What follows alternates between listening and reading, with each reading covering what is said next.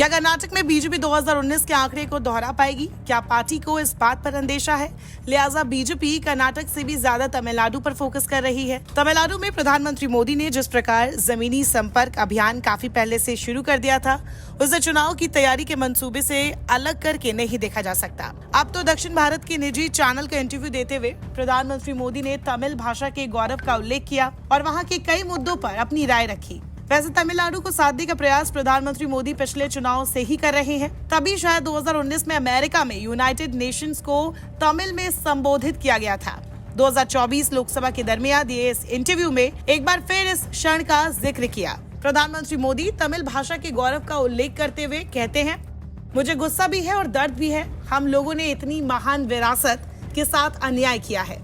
कहीं पर डायनासोर का अंडा मिल जाए तो पूरा देश नाचता है और भारत के पास हजारों साल पुरानी दुनिया की सबसे समृद्ध लैंग्वेज है, लेकिन हम सीना तान कर दुनिया को कहते नहीं हैं। हमने इसे क्यों सिकुड़ कर रखा? लेकिन मैंने मन में तय कर लिया था कि यूएन के अंदर तमिल बोलूंगा, ताकि दुनिया को पता होना चाहिए कि हमारे पास दुनिया की पुरानी भाषा है।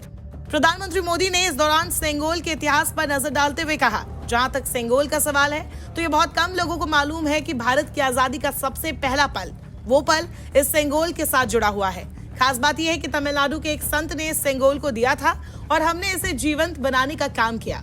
दरअसल उत्तर प्रदेश की राजनीति में पिछले 9 सालों से प्रथम पंक्ति में खड़ी बीजेपी अब दक्षिण भारत में भी पांव पसारने की कोशिश कर रही है, लेकिन दक्षिण के 5 राज्यों की कुल 129 संसदीय सीटों में अभी उसके पास सिर्फ 29 सीटें ही हैं। दक्षिण भारत में सबसे ज्यादा 39 सीटों वाला राज्य तमिलनाडु में बीजेपी की उपस्थिति 0 है। इसीलिए जब बीते साल संसद भवन का उद्घाटन हुआ तो प्रधानमंत्री नरेंद्र मोदी ने नई संसद में सेंगोल को स्थापित कर नया सियासी राग छेड़ दिया।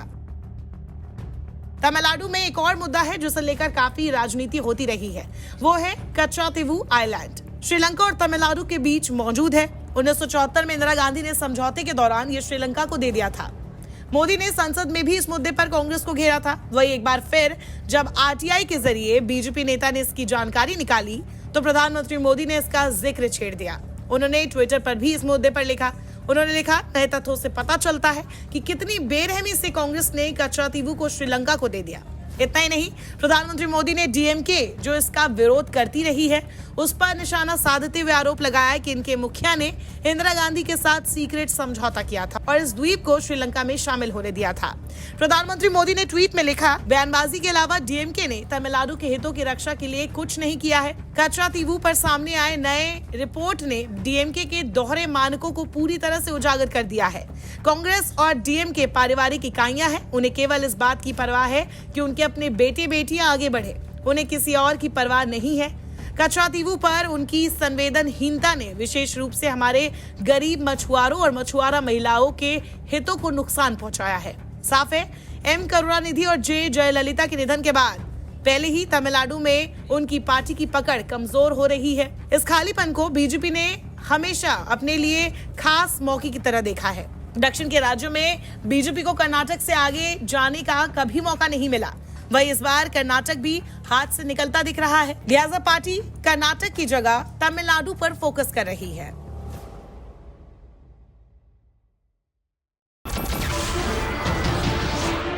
नमस्कार, मैं हूं मानक गुप्ता।